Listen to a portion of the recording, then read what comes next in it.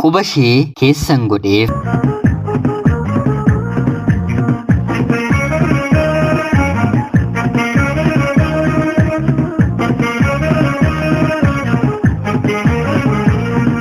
Ani maqaan kiyyaa Kennaa Echin jedhama. Kanan dhaladheetti guddadhe Wallagga Bahaa magaalaa Naqqamtee naannoo addaa mana kiristaanaa Maaramii jedhamutti. Barnoota kiyyas kutaa 1 hanga 12tti haadhaaf abbaa koo bira taa'ee baradheen kutaa 12ttis barattoota mana barumsaa keenyaa keessaa qabxii gaarii kanneen galmeessisan keessaa tokko ta'een yuunivarsiitii galeen barachuun eegalee. Sanaan illee haala gaariin baradheen qabxii gaarii fideen eebbifameen ogummaan baradheetiin hojii argadheen yeroo ammaa kanatti ofis maatii kiyyas biyya kiyyas tajaajilaan jira.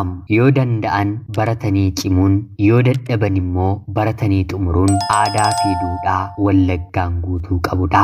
Maatiin Wallagga keessa jiru hunduu ijoollee isaa dhaalchisuu kan barbaadu lafa bunaa midhaan maasii mana qabeenya otoo hin taane barnootadha. Kanaan immoo hiyyeessis sooressis Wallagga keessa jiraatu kan itti milkaa'e fakkaata.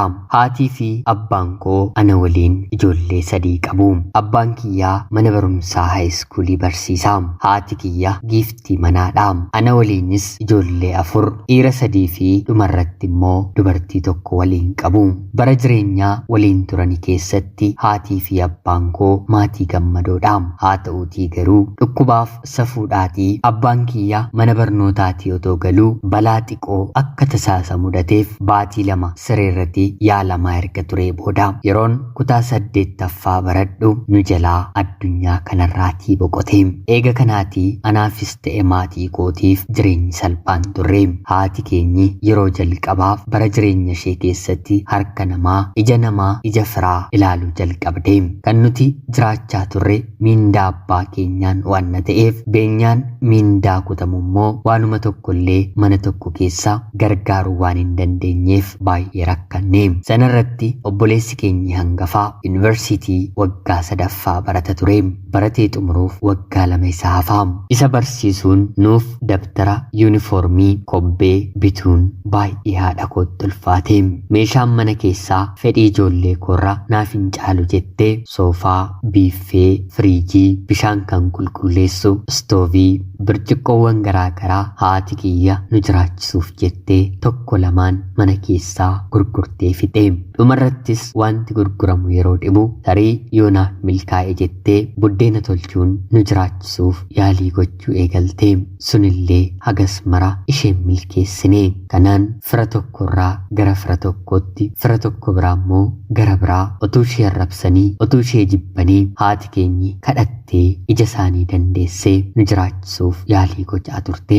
Kanaan garuu dhumarratti firri ija yerootti badu garaan itti hammaatee haati koo mana amantaan deema jetee uffata godhattee deemtee fuula ishee haguuggattee daandii irra teessee kadhachuuf yeroo geessu hiriyoonni koo maali haati kee otoo isin jirtanii daandii irra baatee kadhatti moo jechuun manaa na waamuun itti dheekkameen yeroo sanarraatii kaasee barnoota qofaa otoo hin taane hojiillee hojjechuu akkan qabu murteesseen hojii hojjechuu eegalee. Hojii fi barnoonni garuu waliin hin deemu mitire. Kanumaaf jedheen waggaa 1 barnoota kiyya addaan hin kuteen. Maallaqan karaa kamiyyuun argadhu hunda fideen haadha kootti kennuun hanga xiqqoos ta'u gammachiisuu garaa gahuun eegaleeni.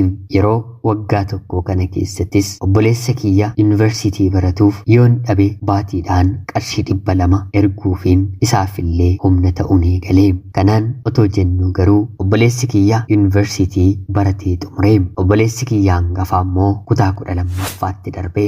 Bara kana anaafis maatii koofis ija keenya kan banu carraawwan gurguddaa 2 gara jireenya keenyaatti dhufanii.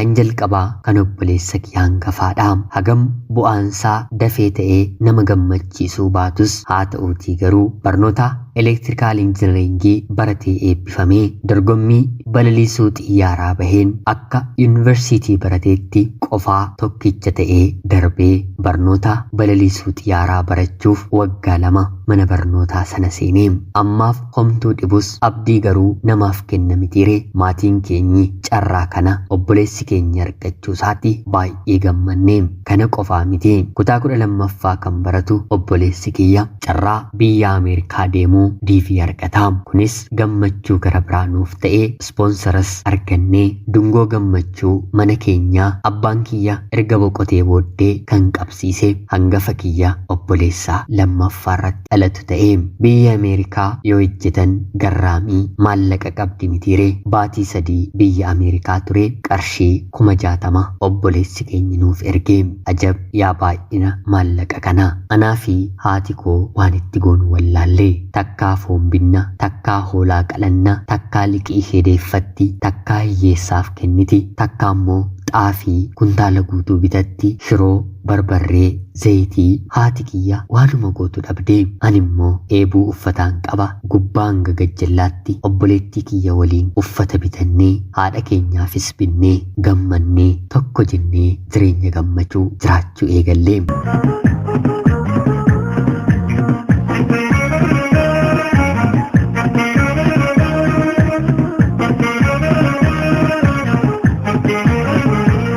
barnoota kiyyas itti deebi'een barachuun eegalee amma gaa rakkinnis fuula ishee nurraa galagalchiteetti mitiire kophee biraandi ta'an uffata haaraa maallaqa obboleessi keenyi biyya Ameerikaatii nuuf erguun maatiin guutuu jireenya gara biraa jiraachuu eegallee anis qabxiin maatirikii naaf dhufee yuunivarsiitiin seenee yuunivarsiitii waggaa 1ffaa baradhee yeroon dhufu barattoonni qabxii qaban barattoota haayiskuulii fi piriippaaraatoorii irra jiran barsiisuu qabu jedhamee akka mana barumsaa keenyaatti imaammanni bahee anis obboloota kiyya duuba kiyya jiran gargaaruun qaba jedheen carraan barattoota kutaa 10f barsiisuun naaf kennamee sabjektii barnootaa naaf kennameen daree galeen barsiisuu eegalee yeroo sana dhugaa dubbachuuf fedhii barsiisutu na keessa jira otoo hin taane ijoolleen akka na ilaalaniif akka na jaallataniif kopheen godhadhu uffatan qabu akka na irraa ilaalaniif ture haa ta'u garuu wanti kun waa biraas qabatee gara kootti dhufe daree keessatti barattoota baratan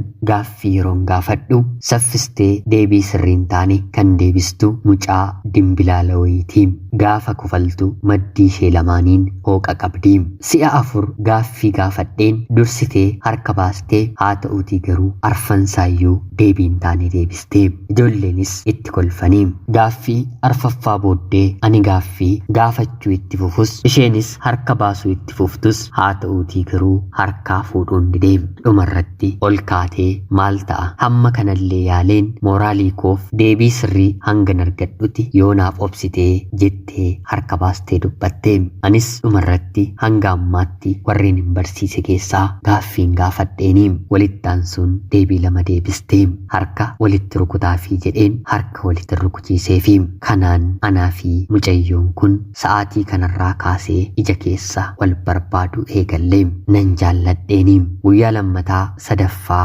arfaffaa daree kana seenee barsiisus haa ta'uutii garuu mucayyoon kun akka duraa harka baastee deebii deebisuu diddee dirqiidhaan ati deebisi yoon jedhes hin beekuu hin deebisuu hin danda'uu naan jechuu eegaltee kanaan natti dhaga'amuu jalqabee tarii miirri ana keessa jiru ishee keessattis mul'atee na waliin haasa'uu sodaattee jedheen shakkus nan eegalee kanaan utuun jiruu ganama mana barnootaa ooleen galgala mana amantaa bataskaana maaramii fuuldura hiriyoota koo waliin nan dhaabbadhaatii mucayyoon kun baaqee adii uffatee yeroo mana amantaa seentu nan argeeni faana ol seeneen bakka isheen teessun ilaalee dubartootaaf dhiirri karaa garaa garaa waan ta'aniif gara isheetti darbuu hin dandeenye haa ta'uutii garuu sagantaan mana amantaa jalqabee hanga xumurutti ijji kiyya gara ishee jira isheenis akkan ishee ilaalaa jiru yeroo yerootti ija ishee hatuun na ilaalti yeroo baatu dubarra goreen mana isaanii ilaalee xiqqoo fagaatus haa ta'uutii garuu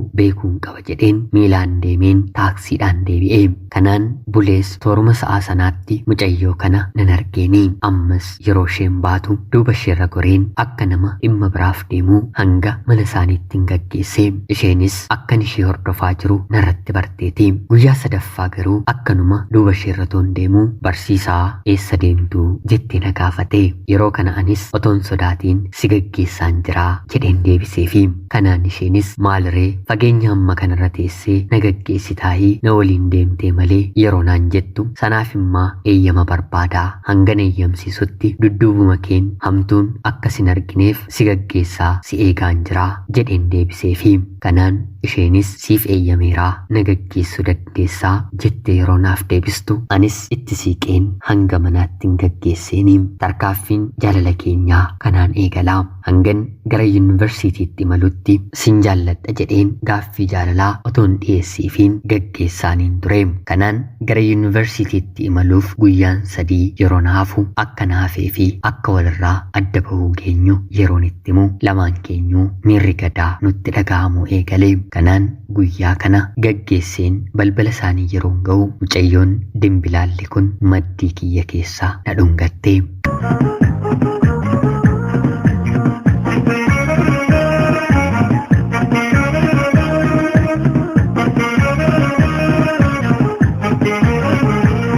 Qaamni kiyya akka ifaan elektirikii qabee gubbaa hanga gajjallaatti na surure.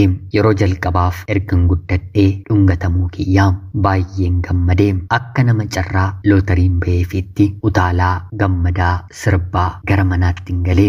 Mana galees waan ta'e kana hunda haadha kootti himee. Haati kiyyas gorsa umrii sanaaf na barbaachisu naaf kennitee bulee akkanuma maal gochuun qaba jedheen durseen itti yaadeen maallaqa gara yuunivarsiitii akkan deemuuf obboleessi kiyya naaf erge keessaa mana warqee deemuun qubeelaa biteen dhufe. Sanaan galgala akkuma wal barre gaggeesseeniin harka ishee harka koo keessa godheen qubeelaan bite quba ishee keessan kaa'ee fi yeroo kana ni naatee ni wareertee waan jettu waan dubbattu dhabdee. Kanaan maal gochaa jirtaa jettee yeroo na gaafattu anis gaafan baradheen fitu sin fuudhaa kun immoo deemuuf waan nan ga'eef waadaa kiyyaa jedheen isheettiin dubbadhe. Yeroo kana isheenis imimmaan lakuu ijarra lolaastee na hammatee guyyaa ati jette kanaaf waaqni nu haa ga'uu jettee walirraa adda baanee. Kan naafe deemuuf amma guyyaa tokkodhaam bultee naannoo toora 4:00tti bilbiluun har'a wal arguu qabna naan jette. Anis tole jedheen bakka isheen na waamteeti nan deemeeni. Akka yaada isheef fedha keessa akka seennuuf ture. Haa ta'uutii garuu harmeen kiyya gorsa gaarii na gorsiteetti waan na ta'eef gaaffii jaalalaarra darbeen kan fuudhaa ishee gaafadhus keessi kiyya garuu iftoomina horatee miira kanarraa isheen qusadhe. Yeroof natti gaddisus booddee garuu nan amansiiseeni. Nama yuunivarsiitii deemu harka duwwaa hin gaggeessani jettee cukkoo naaf qopheessitee naaf kennitee gara manaatii fudheen galee. Haati kiyyas mucaa akkana si jaallattu kana na barsiistee otoo deemteeyyuu natti tolaa ani kana siif hojjechuuf yeroon dhabe isheen garuu yaadattee siif hojjettee jettee eebbisteeni. Yoon ani hin jiraanneyyuu rakkoon qabu jedheen guyyaa biraa mana haadha koo akka deemtu godheen wal barsiiseen shoora kiyya ba'ee barnoota kiyya ittiin fufee gaafa jaallatan barnoonni illee daran akka namaaf galu yeroo kanan baree. Ergan ishee jaalladhee qabxiiwwan ani galmeessisee dipaartimentii keenya keessan jiru. Haa ta'uutii garuu sana dura ijoolleen qabxiidhaan wanta na caalaniif akka walii galaatti qabxii tokkoffaa qabadheen eebbifamuu hin dandeenye. Nan dubbisa yeroon boqonnaa koo ishee waliin haasa'uudha. Bara waggaa tokkoffaa seemisteeraaf qofa gara biyyaatti kan hin gale. Waggaa lammaffaaf waggaa sadaffaa garuu guyyaa dilbataarree gara manaatti galuu qofatu naafe. Jaalala isheef jecha ayyaanni keenyaan barnoonni xiqqoo qorrinaan dubbiin siyaasaa biyya keenya keessa jiraannaan ani fiigeen magaalaa Naqqamteetti galeera. Yuunivarsiitiin baradhuraa guyyuma tokkotti waanan dhaqabuuf jimaata deemeen qidaamee ooleen sanbata daandiirra tureen wiixata guyyaan itti faayinaalii qorame nayyaa. Kun hunduu jaalala isheefi baay'ee tokko wal jaallannaa. Kana keessatti garuu jecha sin jaalladhaa jedhu aniif isheen fayyadamne hanga har'aatti illee baay'ee muraasaa. Jaalalli dubbii qofa otoo hin taane gochaadha kan jedhutis lamaan keenyu ni amannaa. Kanaan baradheen eebbifame. Maatiin ishee hariiroo jaalalaa keenya waan hin beekneef jaalallee jaalalleen koo eebba koo irratti argamuu hin dandeenye. Eebba kiyyaan obboleessa kiyyi biyya Ameerikaa jiru boqonnaa isaa guyyaa eebba koo irra godhatee obboleessi kiyya inni paayileetii haati kiyya obboleettii koo quxisuun bakka argamanitti haala ho'aan eebbifameen hojiillee yeroon turre keessatti argadheen hojjechuun eegaleem. Kanaan akkuman hojii argadhetti haati kiyya jaalallee qabda waan na ta'eef akka gaariitti yeroo gaarii waan waliin dabarsitaniif yoo dandeessan qulqullummaadhaan mana amantaatti wal fuudhaa jettee na gaafatteem. Anaaf kuni naasoo tureem. Haa ta'uutii garuu dhugumayyuu kanaa ol anis jaalalleen kiyyas yoo turre akka barbaannetti sirna gaa'elaa keenya raawwachuu hin dandeenyu. Akka sirna mana amantaa ortodoksiitti sirna takliilii kan jedhamu haati manaaf abbaan manaan durbummaadhaan sirna wal fuudhaniin gaa'ela dhaabbachuun fedhii kiyyas fedhii ishees tureem. Haati kiyyas kan argitee gammaduu barbaaddi. Maarree baasiin gaa'elaa mana amantaa keessatti ta'u hagas baay'ee ulfaataa mitiire. Hojii qabadheen waggaa tokko booddee haala ho'aa fi bareedaa ta'een sirna takliiliitiin haadha manaa koo waliin gaa'elan dhaabadhe. Namni tokko burtukaana bitee otoo nuuf hin kenniin ofiisaa nyaatee erga fixee booda argite mitii burtukaanni kuni akka inni mi'aawu jedhee otoo nu gaafatee nuti waan hin nyaanneef akkamitti mi'aayina isaa sitti himuu dandeenya, kan nyaatee sidhaa jennee deebisnaafi. Gaa'ela kabaja ofii eeggatanii itti seenuunis akkanumaam isatti jiraatetu beekaam. Jireenya boqonnaa qabu sodaa waaqaa jalatti jiraatamu cubbuu addunyaa hedduurraallee kan nama qusatu jireenyi gaa'ela ofii durbummaadhaan tokko ta'anii wanta lafa kanarraa nama gammachiisu caalaa baay'ee nama gammachiisa. Nagaa qabna walii galla lamaan keenyuu gammadoodha golli keenyi eebbifamaadha. Kanaan garuu waggaa keenyee haati manaa kiyya daa'ima gadameessatti godhatte. Yeroon da'umsa ishees gahee hospitaala deemnee dhalachuu daa'imaa anis haadha kiyyas ofitti waameen eeguu eegallee. Haa ta'uutii garuu haati manaa kiyya guyyaa 4 walitti aansitee miixatte daa'imni dhalachuu didee. Hospitaala sana seennee guyyaa lammaffaarratti hakiimni daa'imni kun ciniinfachuudhaan dhalachuun ni ulfaataa jala miidhamuu waan danda'uuf qaamni ishee baqaqee operaasyooniidhaan haa deessuu jedhee nu gaafate. Yeroo kana anis haati manaa kiyyas lakkii waaqni of eeggannee sirna kanaan wal fuunee albeetiin qaamni ishee akka cituuf dabarsee nuun kennuu jennee dinnee. Kanaan hakiimni kunis nu kadhatee dhumarratti balaa ta'u hundumaatiif rakkoon gama keessaniin malee gama keenyaan miti jedhee nu biraa deemee. Haati manaa kiyya ni miixatti hanga guyyaa 4tti homaa daa'imni gadi ba'uu didee. Halkan guyyaa hirribni hin jiru miixuun ishee sanuu boqonnaan kennuu fi nyaata tole jettee nuu fudhattu baay'ee rakkannee. Kanuma keessa garuu abdii waaqarraa hin kutanne ture. Abdii rabbirraa godhachuun keenyi gaarii ta'ee dhumarratti garuu gammannee galuu hin dandeenye. Guyyaa arfaffaarratti lapheen daa'imaa dhahannaan onneesaa al takkaatti dhaabbate. Daa'imni gadameessa ishee keessatti boqote. Hundi keenyuu naanee amma filannoon jiru lubbuu haadhaa hambisuudha jedhanii kan dura dinne baqaqfamee daa'imni akka bahu taasifame. Anaa fi haati manaan kiyya jireenya gammachuu kanatti daa'ima dabalannee galla otoo jennuu guyyaa 4 boodee harka duwwaa gallee. Sanuu da'umsa isheef jedhamee waan marqaa jijjiiramni manaa meeshaawwan mana keessaa bibbitaman nama ajaa'ibu ture. Haa ta'uutii garuu hin milkoofne harka duwwaa gallee. Dhumarratti wanti nu badhe anaa fi haati manaa koo kan barre hakiimaafis ogummaa sana kennee bakka sana kan kaa'e rabbi guddicha waaqayyodha. Yaada isaa otoo fudhanneerra ta'e lubbuun daa'ima keenyaa harka keenyatti hin badu. Nuti garuu dinnee ogummaa doktara sanaarra kan waaqayyo caala jennee waaqti doktararra taa'ee akka inni hojjetu dagannee fedhii keenyaan murteessinee harka duwwaa gallee. Waggaa tokko guutuu anaa fi haati manaa koo gaddinee. Sanarratti immoo dubartiin takkaa opereeshiniidhaan deesse carraan miixuudhaan sanaan booddee da'uu ishee baay'ee dhiphoodha. Sanuu waggaa 2 booddee yoo ulfoofte ammas haati manaa kiyya lammaffaa ulfoofte. Si'a kana hordoffii akka gaariitti taasistee waggaa 2 guutiin madaan gadameessa hodhame jedhamee otoon fayyiin guutummaatti otoon jabaatiin waan ulfoofteef si'a kana opereeshiniidhaan da'uun dirqama jechuun nutti himee nutis balleessaa keenya duraarraa barannee tole jennee baatii 8ffaa yeroo gahu hakiimni gaafa guyyaa kanaa opereeshinii taata jechuun haadha manaa kiyyatti himee. Sana dura garuu rakkoon yoo si qunname battala gara hospitaalaatti dhufuu qabda jedheeni nutis tole jennee deebinee doktarri kan beellame baatii 9ffaarratti.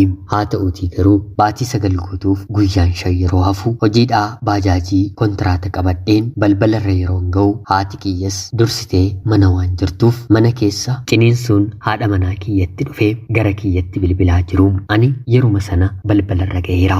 Baajaajima hojiirraatti hin deebi'een gara hospitaalaa fudheen deemee bishaan bubbeen dhangala'eera. Doktarri daqiiqaa 20 qofa na eegaa dhufaan jira jedhee bakka jiru waamamee imala eegaleera. Haa ta'uutii garuu ciniinsuun haati manaa kiyya guyyaa 4tti yaaltee dide otoo doktarri suni mana yaalaan gahiin daqiiqaan 20 otoon guutiin haati manaan kiyya otoo qaamni isheen baqaqsamiin daa'ima ilma dheeraanaaf deessee. Hojiin waaqayyoo dinqiidha mitire asiin yoo jedhan achiin yoo jedhan immoo asiin dhufaa. Kana hundatti waaqayyoon galateeffannee hojiin isaa raajiidha. Ciniinsuun ishee salphatee fi bishaan bubbeen dhangala'uun qofa gara mana yaalaa kan deemte daqiiqaa 10 otoo hin miixatiin daa'imni nuuf dhalatee gara mana keenyaatti fudhannee gallee gammachuun keenyi daa'ima dhabuun dhaamee ture. Daa'ima argachuun deebisee ifee haadha kiyya yeroo jalqabaaf akkoo godheen jireenya gaarii waliin jiraachaa jirra. Jireenya gammachuu qabu, jireenya qulqullummaa kan hawwitaniif rabbitti isiniif haa guutu. Ana obboleessa keessan Kennaa H magaalaa Naqqamteerraatii. Ulfaadhaa nagayaatti galatoomaa.